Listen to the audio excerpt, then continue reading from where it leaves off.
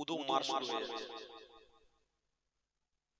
আজকে গ্রামে গ্রামে ঘরে ঘরে গিয়ে দেখুন, নতুন বিবাহ হয়েছে 3 মাস 4 মাস 5 মাস হাইয়ের 6 মাস, 6 মাসের পরে আর ওই বউটা ভালো লাগে না। ভালো লাগবে কি করে? বিয়ের আগে তো 100 সাথে তুমি জিনা করেছো, আর একটাকে নিয়ে খুতবা পড়ে কবুল করেছো, তারপরে তোমার নেশাটা থাকবে না, পেশায় তুমি চলবে না।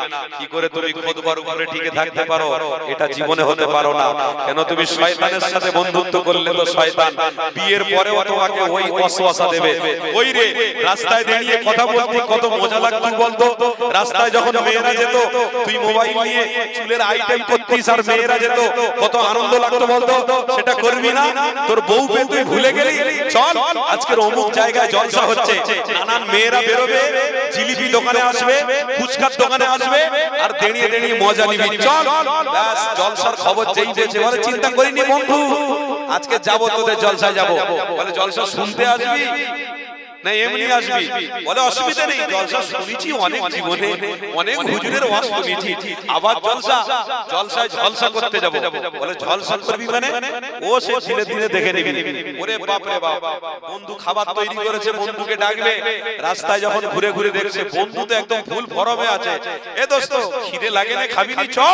বলে এখন খাওয়া টাওয়া বাদ দে, যে মেয়ে পছন্দ করে ফেলেছি এখন ওর পিছনে আমার সময় অনেকটা দিতে হবে, তবে এই মেয়েটার সঙ্গে কোনো একটা সম্পর্ক জোড়া যাবে। বলিস কি সর্বনাশ বন্ধু, তোর বিয়ে হয়ে গেছে, তুই এর পিছনে পিছনে ঘুরছিস? আরে জানিস না এতে মজা আছে।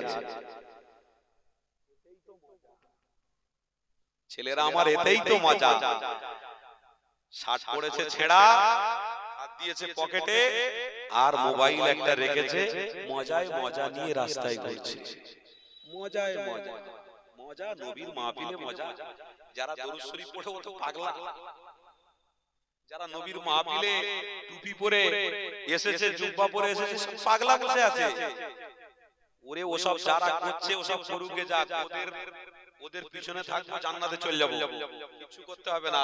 সারা গ্রামময় মেয়ে দেখবো, আর আমার বাপ মাহফিলে গিয়ে সুবহানাল্লাহ বলেছে, ওই সুবহানাল্লাহর ওসিলা আমিও জান্নাতি হয়ে যাবো। কত সহজ। বাপ বসেছে বাপের চিন্তা করতে, তুমি ছেলে তোমার চিন্তাটাও করো।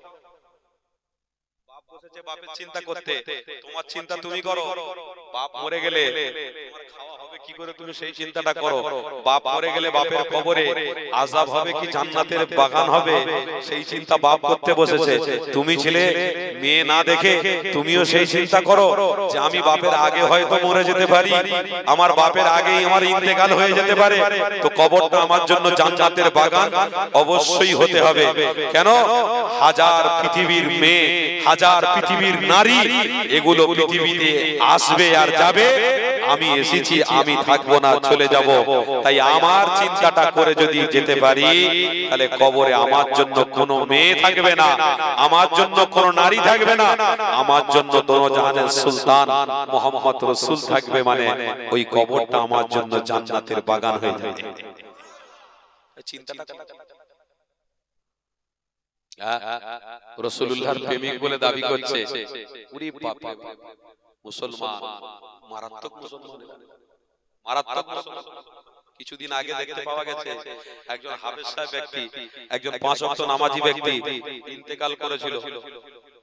52 বছর পরে যখন কবরটা ভেঙে গেছে, গ্রামবাসীরা দেখতে পেয়ে কোন একটা লাশকে দাফন করতে গিয়ে দেখতে পেয়ে ওই কবরটা দেখে উঁকি মেরে দেখে তাদের মাথা গোল হয়ে গেছে। আফসোস, 52 বছর হয়ে গেছে, একটা কাফনের কাপড় পর্যন্ত ক্ষতি হয় নাই। আর একটু মহব্বতে বলুন। আরে যারা দুনিয়াতে আসবে তারা উম্মত হিসেবে আসবে, কেউ যাবে জান্নাতে, কেউ যাবে জাহান্নামে, কেউ যাবে আগুনে, আর কেউ যাবে কবরে। তো কবরে তোমার লাশ 52 বছর হয়ে গেছে, একটা পোকা পর্যন্ত তোমাকে ক্ষতি করতে পারে না। তার মানে বুঝতে হবে তুমি আল্লাহর নবীর প্রেমিক হয়ে জীবন কাটিয়েছিলে, তাই আল্লাহ কোন মাখলুককে তোমার কাফনের কাপড়, হাত দেওয়া, মুখ দেওয়া, ছোঁয়াটা হারাম করে দিয়েছে। এই যুবক আল্লাহ বিশ্বাসী হও, রাসূল আমার না খেয়ে কষ্ট করে উম্মতের চিন্তা করেছে যে আমার উম্মত কি করে জান্নাতি হবে, আমি ওই চিন্তাটা শুরু করে যাব, ওই চেষ্টাটা করে যাব। রাসূল আমার ওই চেষ্টাটাই করে গেছে, কিন্তু উম্মত আজকে সেই চেষ্টা করে না। উম্মত কি চেষ্টা করে? টাকা ইনকাম করব আর মেয়েদের নিয়ে আরাম করব, টাকা ইনকাম করব আর নারীদের পিছনে খরচা করব। কিছুদিন আগে একটা উড়োজাহাজ আপনারা শুনেছিলেন, যে উড়োজাহাজটা রাশিয়া থেকে এসেছিল, রুশ থেকে উড়েছিল, একটা জায়গায় ল্যান্ড করবে, পারমিশন দেওয়া হয়নি। ওই উড়োজাহাজটা গিয়ে পারমিশন পেল কোথায়? কাজাখস্তান। ওই দেশে যখন উড়োজাহাজটা ল্যান্ডিং করবে, ইতিমধ্যে কোনো একটা সমস্যা তার হয়েছে। উড়োজাহাজ তো এমন একটা গ্যাসের জিনিস, যেমন সিলিন্ডার আমার মায়েরা রান্না করে, সিলিন্ডার যদি কোনো কারণবশত বাস্ট হয়ে যায়, ওই বাড়িটা পুরো বোমের মতন উড়ে যাবে, কেউ ওখানে বেঁচে থাকতে পারে না। উড়োজাহাজ এমন একটা গ্যাসের জিনিস, সে যদি একবার কোনো বিপদের সম্মুখীন হয়, পুরোটাই বাস্ট হয়ে যাবে, পুরো মানুষ মরে যাবে, একটাও মানুষকে আপনি বাঁচাতে পারবেন না। আল্লাহর ওয়াস্তে ঈমানদার হিসেবে ওটা থেকেও আপনাকে স্বীকার করতেই হবে, কেমন আল্লাহ, কেমন মালিক, কেমন নবী পাঠিয়েছে। আরে নবীর উম্মত শোনো, যে উড়োজাহাজটা একটা জায়গায় ল্যান্ডিং হওয়ার জন্য প্রস্তুতি গ্রহণ করছে, তার কোনো একটা কারণবশত এলান করে দেওয়া হয়েছে আমাদের উড়োজাহাজ ল্যান্ডিং হচ্ছে না, আমাদের কোনো একটা সমস্যার সম্মুখীন হয়ে পড়েছি আমরা। তৎক্ষণিক উড়োজাহাজে যত মানুষ ছিল সবাই কান্না শোর মেছে গেল, বাচ্চা থেকে আবল থেকে বুড়ো থেকে জওয়ান থেকে সবাই চোখের পানি ফেলে ফেলে কাঁদছে। কি হবে, কি হবে, আমার মৃত্যু হয়ে যাবে, আমি আমার চোখে দেখতে থাকবো যে আমি মরে যাচ্ছি, আমি দেখতে পাচ্ছি যে আমি মরে যাচ্ছি, আমি ধ্বংস হয়ে যাচ্ছি, কি হবে, সব কাঁদছে। আরে ঈমানদার তো তাকে বলে 52 বছরের লাশের কাপড়টা এখনো টাটকা রয়েছে, এমনি রে বাপ ঈমানদার ছিল বলে। তাই তো যে ব্যক্তিটা উড়োজাহাজে বসে বসে মুচকি মুচকি হেসে হেসে আঙ্গুলটাকে আকাশের দিকে তুলে বলছে, হে আমার মালিক, আশহাদু আল্লা ইলাহা ইল্লাল্লাহু ওয়াহদাহু লা শারীকা লা ওয়া আশহাদু আন্না মুহাম্মাদান আবদুহু ওয়া রাসূল। আমার মালিক, আমার কোনো চিন্তা নেই, কেন? আমি বিশ্বাস করেছি তুলিজুল লাইলা ফিন নাহারি ওয়া তুলিজুল নাহারা ফিল লাইল ওয়া তুখরিজুল হাইয়া মিনাল মাইয়িতি ওয়া তুখরিজুল মাইয়িতা মিনাল হাইয়ি। আপনি মৃত ব্যক্তিকে জীবিত করে দেখাতে পারেন, আপনি জীবিত মানুষকে আবার মেরে ফেলতেও পারেন, ক্ষমতা আপনার। আপনি যদি মারেন, আমি মরে যাব, আমার কোনো টেনশন নেই, তবে আল্লাহ আমি ঈমানদার, এতটুকু সাক্ষী দিয়েছে আল্লাহ আমি ঈমানদার। বাস এতটুকুর বলা ছিল। যখন প্লেন ল্যান্ড করেছে নিচে গিয়ে, বাস যে জায়গাতে আল্লাহর নামের আওয়াজ উঠেছিল, ওই জায়গায় যে বসেছিল ওই ব্যক্তিটাকে আল্লাহ হেফাজত করেছে। আর একটু মহব্বতে বলো, একটা ক্ষতি হয় না। বাইরে নেমে আল্লাহর শুকরিয়া আদায় করে বলছে, আল্লাহুম্মা লাকাল হামদু ওয়া লাকাশ শুকর। আল্লাহ আমি জানতাম যদি মারার হতো আপনি মারতেন, যদি আমার দ্বারা ইসলামের কোনো কাজ নেওয়া ছিল তাহলে আপনি বাঁচিয়েছেন। আল্লাহ সর্বদা আমার জান মাল সবকিছু আপনার দিকে সঁপে দিয়েছি। আল্লাহ আপনার হাবিবের উম্মত আমি সবকিছু সঁপে দিয়েছি। কোরআন বলছে, ইন্নাল্লাহ আশতারা মিনাল মুমিনিনা আনফুসাহুম ওয়া আমওয়ালাহুম বিআন্না লাহুমুল জান্নাহ। তোমার জান আর মালটা আল্লাহর দিকে দাও, আল্লাহ তার বিনিময়ে তোমাদেরকে জান্নাতি বানাবে। আজকে যে আপনারা বিবি বাচ্চা ছেড়ে এই এক একটা সেকেন্ড, এক একটা মিনিট, এক একটা ঘন্টা কাটাচ্ছেন, এটাই হবে সর্বশ্রেষ্ঠ সময় কাটানো, সর্বশ্রেষ্ঠ সময় দেওয়া। কেন এই সময়ের ওসিলায় আল্লাহ আপনাদের আমলের দরজা বাড়িয়ে দিয়ে জান্নাতের দরওয়াজা খুলে আপনাদেরকে ওয়েলকাম করবে, আয় বান্দা জান্নাতে চলে যা, ওয়েলকাম করবে, আয় বান্দা জান্নাতে চলে যা। কেন? এই ঠান্ডাকে উপেক্ষা করে তুই যে সেকেন্ড, মিনিট, ঘন্টা কাটিয়েছিস আমার দাসত্বের জন্য, আমার রাসূলকে ভালোবেসে তুই যে কাটিয়েছিস, এটাই হবে সব কাজের সেরা কাজ, এটাই হবে সব সময়ের সেরা সময়। আমি আল্লাহ তোকে ওয়েলকাম করছি, আই টু ওয়েলকাম টু জান্নাত, যা আমার জান্নাতে প্রবেশ কর বান্দা, কোনো অসুবিধা নেই। তাই কবি একটা ভাষায় কবিতা লিখেছেন, এই যুবক একটু মনোযোগ দেন, কবি একটা ভাষায় সুন্দর কবিতা লিখেছেন, কি সূর্য অপেক্ষা করে দিনের জন্য, চন্দ্র অপেক্ষা করে রাতের জন্য, মোহনা অপেক্ষা করে, সমুদ্র অপেক্ষা করে মোহনার জন্য, রাসূলের প্রেমিকরা অপেক্ষা করে রাসূলের দিদার পাওয়ার জন্য। আমার বাপ ভাইরা, যদি আমার কপালে এই মাহফিলে বসা হয়, আল্লাহর নবীর সাথে দিদার অবশ্যই হবে, যদি আমার মন মানসিকতা ঠিক থাকে। যদি আমার মন মানসিকতা ঠিক থাকে, দিদার অবশ্যই হবে, আল্লাহর জান্নাতে হাসতে হাসতেও যাওয়া হবে। একটা কবি আরেকটা সুন্দর বাক্য লিখেছেন, কুছ দিন কি दूरिया है, कुछ दिन की दूरिया है, बस मोहम्मद रसूल को मोहब्बत करके देख, तेरे लिए जन्नत इंतजार कर रहा है। তার মানে মরে যাব, এটাই দূরত্ব। রাসূলকে প্রেম করে মর, অন্তরকে পরিষ্কার করে মর, তোর জন্য জান্নাত অপেক্ষা করছে। আল্লাহ আমাদেরকে বোঝার তৌফিক দেন, বলুন আল্লাহ। সবাই আমল ইনশাআল্লাহ বলুন না। যুবক ছেলেরা যারা শুনছেন, আল্লাহ আপনাদেরকে ঈমানি মাহফিলে কবুল করেছেন। আমরা সবাই এই ভালো রাস্তার দিকে আছি, ছিলাম, থাকবো তো? এই রাস্তা ছেড়ে দেব না তো? এই রাস্তায় আমার আহাল পরিবারকেও আমরা রাখছি, এই রাস্তায় আমার বিবি আমার কন্যাদেরকেও আমাদের রাখতে হবে। কেন? আমি জান্নাতে যাব আর আমার বিবি আমার কন্যা আমার ছেলে এরা জাহান্নামী হবে, এটা হতে পারে না।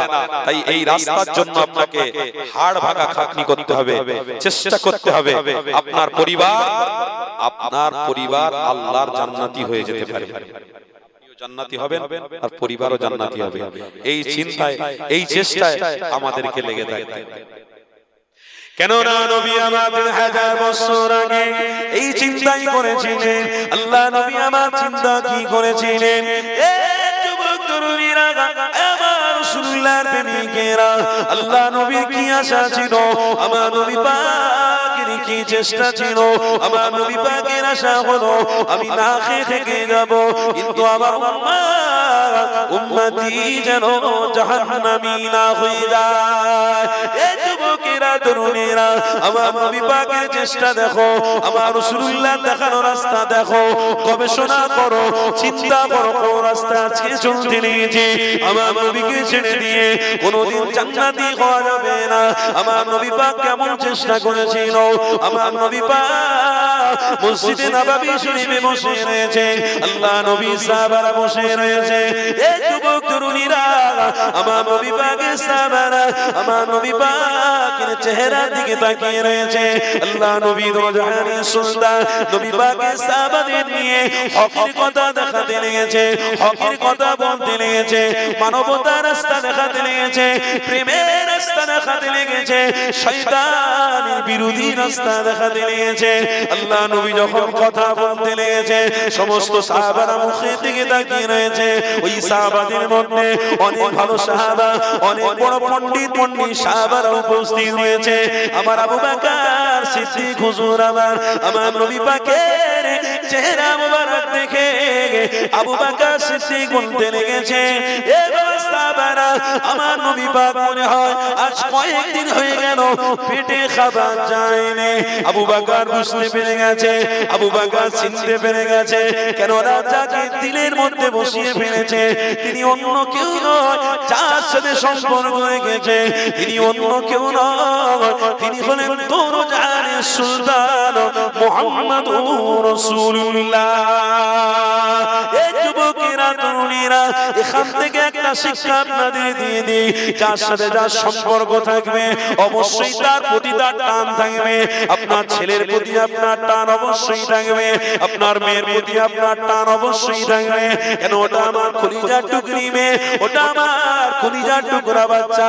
এই যুবক, বাপের যদি কোনো অসুবিধা হয় ছেলে অবশ্যই কষ্ট পাবে, ছেলে যদি কোনো অসুবিধা হয় বাপের কষ্ট হবে। ছেলে কি করছে না করছে বাপের দিলে একটু গাওয়া দেবে, বাপ অবশ্যই বুঝতে পারে, কেননা তার নারীর সাথে সন্তানের একটা যোগ রয়েছে। এই যুবক তরুণীরা, আল্লাহ নবী সাহাবী হযরত আবু বকর সিদ্দিক হুজুর আমার রাসূলুল্লাহর সাথে এমন সম্পর্ক রয়েছে আবু বকর সিদ্দিককে আমার নবী পাক যেখানে যেখানে যায় আবু বকর সিদ্দিককে নিয়ে যায় আবু বকর সিদ্দিক সেখানে সেখানে আমার নবীর সাথে সফর করে ফেলেছে আমার রাসূলুল্লাহ কেমন অবস্থায় রয়েছে আবু বকর থেকে বেশি কেউ বলতে পারবে না কেননা আবু বকর সিদ্দিকের সাথে আমার নবীর সাথে একটা গভীর সম্পর্ক হয়ে গেছে তাই আবু বকর সিদ্দিক হুজুর চিনতে পারবে এই যুবক তরুণীরা তাই তো আপনাদেরকে জানিয়ে দিই একটা হাদিস আমার মনে পড়ে গেল এই সম্পর্কের জন্য আপনাদেরকে একটা হাদিস শুনিয়ে দিই হাদিসের মধ্যে রয়েছে মান তাশাব্বাহা বিকওমিন ফাহুয়া মিনহু এই কওমের মানুষেরা এই মুসলমান জাতিরা পৃথিবীর যতদিন বেঁচে থাকো ইমামদের সাথে সম্পর্ক রাখো পৃথিবীতে যতদিন বেঁচে থাকবে উলামাদের সাথে সম্পর্ক রাখো পৃথিবীর জমিনে যতদিন বেঁচে থাকবে ইমানি মাহফিলের সাথে সম্পর্ক রাখো পৃথিবীর জমিনে যতদিন বাঁচবে আলেমদের সাথে সম্পর্ক রাখো নবী পাকের সাথে সম্পর্ক রাখা হয়ে যাবে আলেমদের সাথে সম্পর্ক রাখলে আমার নবীর সাথে সম্পর্ক রাখা হবে আলেমদের সাথে বসলে ওঠা বসা করলে কোনোদিন খারাপের সাথে সম্পর্ক হবে না কোনোদিন জাহান্নামী বলে কবুল হবে না এই যুবক তরুণীরা তাই আপনাদেরকে জানিয়ে দিই আল্লাহ নবী ওই হাদিসটা আমার নবী পাক জানাতে লেগেছিল বাবা আবু বকর বাবা উমর এই বাবা উসমানে আমি রাসূলুল্লাহর সাথে তোমরা সম্পর্ক যখন রেখেছো আল্লাহ তোমাদেরকে জান্নাতি বানিয়ে নিয়েছে এই যুবক তরুণীরা আপনি আমি যদি আমার আলেমদের সাথে সম্পর্ক থাকে পীর সাহেবের সাথে সম্পর্ক থাকে আল্লাহর ওলিদের সাথে যদি সম্পর্ক থাকে কাল কিয়ামতের দিনে হাসরের ময়দানেতে আল্লাহ ওই আলেমদের কাতারে আমাকে আপনাকে তুলবে এই যুবকেরা তরুণীরা আলেমদের সাথে সম্পর্ক রাখো যুদ্ধ হয়ে যাবে আলেমদের সাথে সম্পর্ক রাখো শয়তানের বিরোধী করতে পারবে ওলামাদের সাথে সম্পর্ক রাখো শয়তানের বিরোধী হয়ে যাবে ওলামাদের সহবতে ওঠা বসা করো ইমানি মাহফিলের সাথে তোমরা সম্পর্ক রাখো কেননা নবী আমার আজ থেকে 3000 বছর আগে জানিয়ে দিয়েছে এই দুনিয়ার মানুষেরা ইন্নাকা লা তাহদি মান আহবাবতা ওয়ালাকিন্নাল্লাহু ইয়াহদি মান ইয়াশা আল্লাহর কোরআন কি বলছে শোনো আমার আল্লাহর কোরআন জানাতে লেগেছে এই পৃথিবীর মানুষেরা হেদায়েতের রাস্তায় যদি থাকে আমি আল্লাহ তোমাদেরকে কবুল করে নেব হেদায়েতের রাস্তায় যদি না থাকে আমি আল্লাহ তোমাদেরকে কবুল করতে পারবো না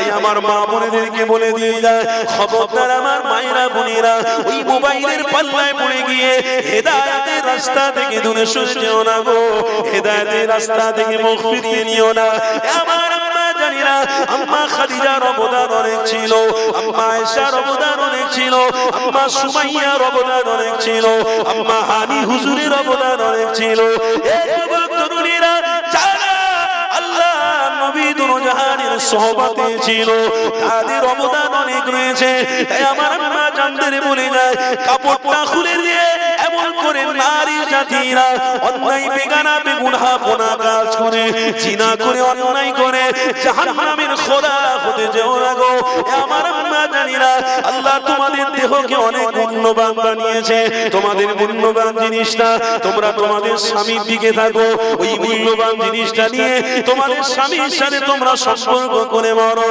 আমার আম্মা জানিনা ইসলামের মধ্যে তোমাদের অনেক অবদান রয়েছে খবরদার তোমরা জাহান্নামী হতে যেও না কেন আমার রাসূলুল্লাহ জাহান্নামী কাউকে হতে দেবে না বলে আমার নবী পাক এত কষ্ট করেছে এত দুঃখ পেয়েছে আরে সেই নবী আমার আবু বকর সিদ্দিক হুজুর আমার নবীর মুখের দিকে তাকিয়ে চিনতে মেরে গেছে আমার রাসূলুল্লাহ হয়তো খাওয়া হয়নি আমার রাসূলুল্লাহ হয়তো ভোগা অবস্থায় রয়েছে আমার নবী পাকের কষ্ট হচ্ছে আবু বকর সিদ্দিক বুঝতে পেরে গেছে এই যুবক তরুণীরা আবু বকর সিদ্দিক হুজুর আমার রাসূলুল্লাহর কথাটা বন্ধ হয়ে যাওয়ার পরে আবু বকর সিদ্দিক হুজুর আমার সাহাবাদের থেকে আরো হয়ে গিয়ে আল্লাহ নবীর দরবারে দাঁড়িয়ে দাঁড়িয়ে আমার রাসূলুল্লাহকে তাজিমে জিজ্ঞাসা করতে লেগেছেন, ইয়া রাসূলুল্লাহ হাবিবাল্লাহ, হুজুর বিয়াদবি ক্ষমা করেন,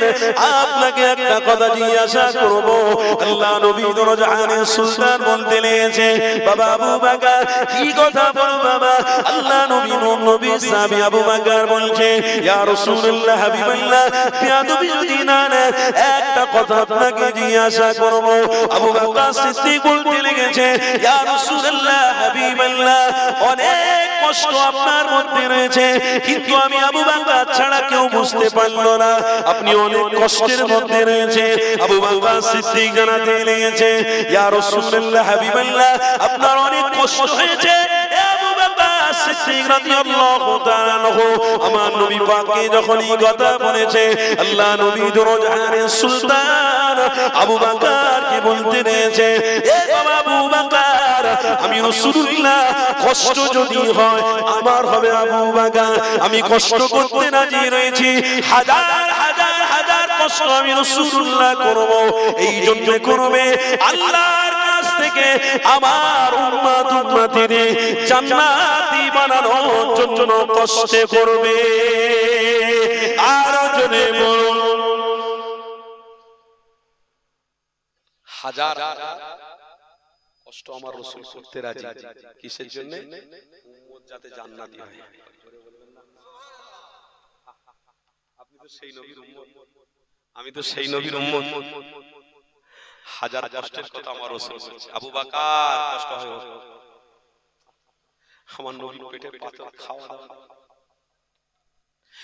এ যুবকেরা, আমার আব্বা জানিরা, আম্মা জানিরা, হাদিসটাকে আমাকে সমাপ্তি করতে হবে। এই হাদিসের কথা আর একটুখানি আগিয়ে নিয়ে যায়। আল্লাহ নবী নূর নবী সাহাবী আবু বকর সিদ্দিক হুজুর আমার রাসূলুল্লাহকে বলতে লেগেছে, ইয়া রাসূলুল্লাহ হাবিবাল্লাহ, হুজুর আপনি এত কষ্ট করছেন আপনার উম্মতের কথা ভেবে।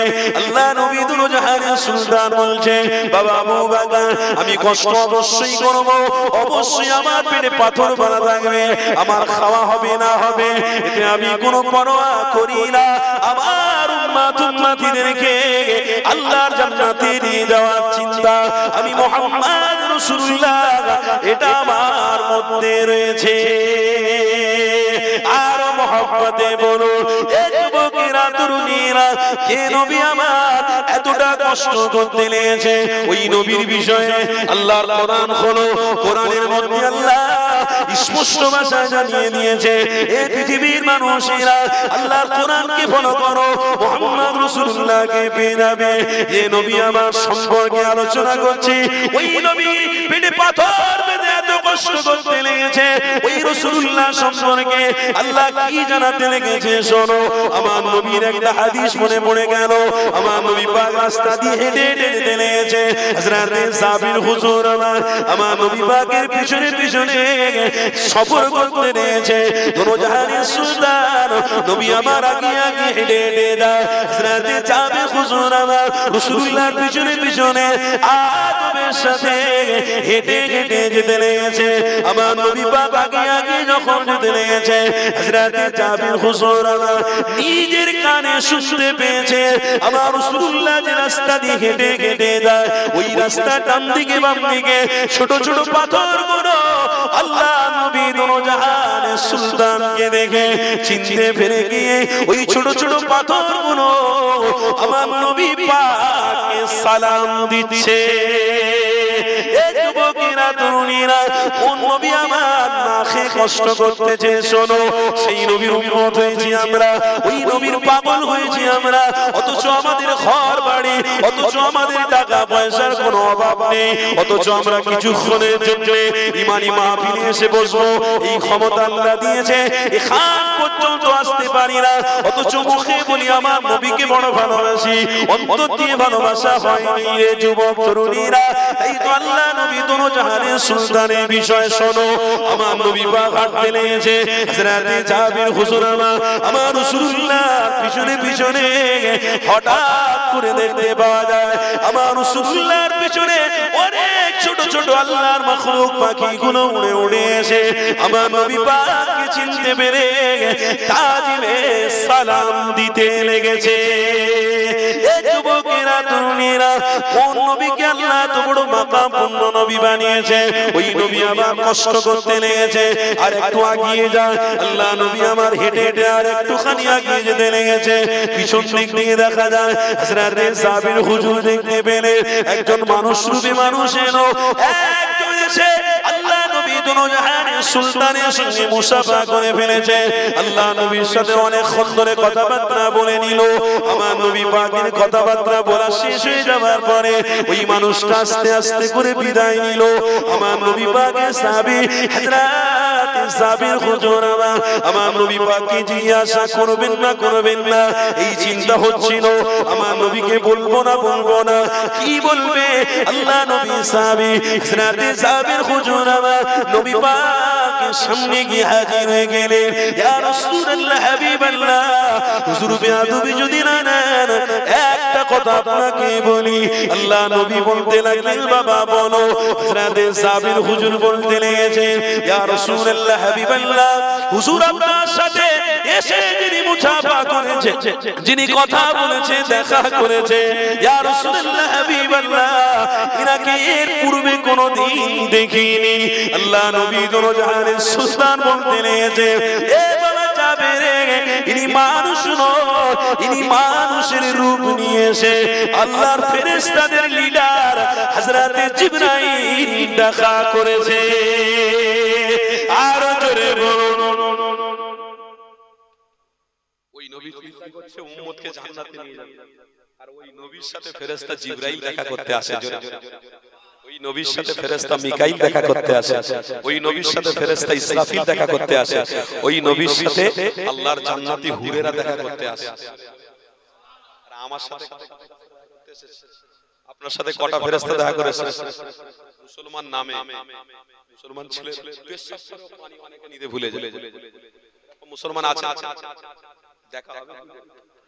মৌলী সাহেবকে আওয়াজ দিচ্ছে, 1:30টার সময় ফোন করছে, হুজুর কোথায় আছেন একটু আসেন। কি হয়েছে একটু তাড়াতাড়ি আসেন। ভূতে ধরেছে। কার ভূতে ধরেছে? আমার ঘরের মেয়ে, আমার ঘরের বউ ভূতে ধরেছে। কি হয়েছে রে? জানি না কি হয়েছে, খিঁচছে, চোখ বেরিয়ে আসছে, শুধু খিঁচছে, বুঝতে পারছি না। ও হুজুর এসে ফুঁক দেবার আগে হুজুর জিজ্ঞাসা করছে তোমার বউ কালকে কোথায় গিয়েছিল? রাস্তায় সে এক জায়গায় মেলা হচ্ছিল, ওইখানে গিয়ে দাঁড়িয়ে দাঁড়িয়ে রাস্তার ধারে জিলিপি, এবার মাথার কাপড় খুলে মুসলমান মুসলমান আবার হুজুরকে ডেকে তুমি ফুঁক দেওয়াচ্ছ। মুসলমান রাস্তার ধারে মেলা দেখতে গিয়ে কাপড় খুলে, মাথার কাপড় খুলে তুমি জিলিপি খেয়েছো, আবার তুমি মুসলমান বলছো। ওই যে হুজুরের দয়া, সূরা নাস পড়ে, সূরা ফালাক পড়ে, কয়েকবার দরুদ শরীফ পড়ে, হুজুর দম করে আয়াতুল কুরসি পড়ে মাথায় ফুঁক দিয়েছে, আলহামদুলিল্লাহ পানিতে ফুঁক দিয়েছে। ওই ফুঁকের পানি নিয়ে ওই নারীকে খাওয়ানো হয়েছে আল্লাহর কুদরতি ক্ষমতায়, কোরআনের ওসিলায়, আল্লাহর কোরআনের ওসিলায়, আল্লাহর কুদরতি ক্ষমতায়, দরুদের ওসিলায় আল্লাহ তাকে শিফা দান করেছে। আজও এরকম সিস্টেম আছে। অনেক কলকাতার মসজিদে দেখবেন 5 ওয়াক্ত নামাজে অনেক মুসাল্লিরা দাঁড়িয়ে থাকে। 5 ওয়াক্ত নামাজে অনেক হিন্দু ভাইরা তাদেরকে, তার বাচ্চাদেরকে কোলে করে নিয়ে মসজিদের পাশে দাঁড়িয়ে থাকে। তখন মুসাল্লিরা নামাজ পড়ে বেরোবে, হুজুর বেরোবে, আমার বাচ্চাকে একটু ফুঁক দেবে। আজও আছে। কত জায়গা নেবেন? এই টালিগঞ্জে কিছুদিন আগে মসজিদে আমি নামাজ পড়তে গিয়েছিলাম, মসজিদ থেকে বেরিয়েছি, বেরিয়ে দেখছি সিঁদুর পরা হিন্দু মেয়ে ছেলে, সিঁদুর পরা হিন্দু মেয়ে ছেলে আমার বোনটা বাচ্চা কোলে করে নিয়ে দাঁড়িয়ে আছে। আমি আলাদা জিজ্ঞেস করলাম, মা কিসের জন্য দাঁড়িয়ে আছে? বলে ইমাম সাহেব একটু বাইরে বেরিয়ে ফুঁক দেবে, আমার ইমানি আমার বিশ্বাস আমার বাচ্চাটা সুস্থ হয়ে যাবে। আহা এ বাপ, দেখো বিশ্বাস যে আমার বাচ্চারা সুস্থ হবে। একজন গায়ের একজন আমার হিন্দু বোন আমার সে বলছে যে আমার বিশ্বাস কোরআনের ওসিলায় হুজুরের ফুকের ওসিলায় আমার বাচ্চা সুস্থ হয়ে যাবে। আরেকটু মোহাম্মতে বলুন। কিছুদিন আগে আমি বোম্বে গিয়েছিলাম, ওই পুনে মসজিদে আজান হচ্ছে, আমি নামাজ পড়ার জন্য ঢুকছি, ঢুকবো ওযু করব, পেশাবখানা থেকে বেরিয়ে ঢুকবো, শুধু যাচ্ছি বা উপরে একটা মেয়ে ছেলে দেখলাম রাস্তা দিয়ে যাচ্ছে, হঠাৎ করে যেই দেখলাম আল্লাহু আকবার আওয়াজ হয়েছে, ওই মেয়েটা ওইখানেই দাঁড়িয়ে মাথাটাকে আকাশের দিকে করে দিয়ে যতক্ষণ না লা ইলাহা ইল্লাল্লাহ বলল মুয়াজ্জিন সাহেব ততক্ষণ সে মাথাটাকে নিচু করলো না। আমি ওইখান থেকে আল্লাহর শুকরিয়া আদায় করলাম, আল্লাহ ক্ষমতা তোমার কে বুঝিতে পারে, আল্লাহ তুমি কার দ্বারা কি কাজ নিতে পারো। আল্লাহ এমন মুসলমান আমার জাত ভাই আছে মুতে পানি পর্যন্ত নেয় না, পেশাব করে পানি পর্যন্ত নেয় না, কোন দিকে পেশাব করছে সেটা পশ্চিম না কোন দিক ঠিক করতে পারে না। আজকের দেখো একজন কোন অন্য ধর্মের বোন আমার মা আমার আজানকে এতটা রেসপেক্ট করছে, আল্লাহ তুমি কার দ্বারা কি কাজ তুমি নিতে পারো, আল্লাহ তুমি ছাড়া কেউ জানে না। এ যুবক তাই বলে দিই, ইসলামের চিন্তাধারা আল্লাহর রাসূল প্রকাশ করে গেছেন, এই ইসলামের চিন্তাধারার মধ্যে সবথেকে উত্তম চিন্তা আমার রাসূলুল্লাহ ছিল যে আমার প্রত্যেকটা উম্মতি যেন আল্লাহর জান্নাতি হয়ে যায়।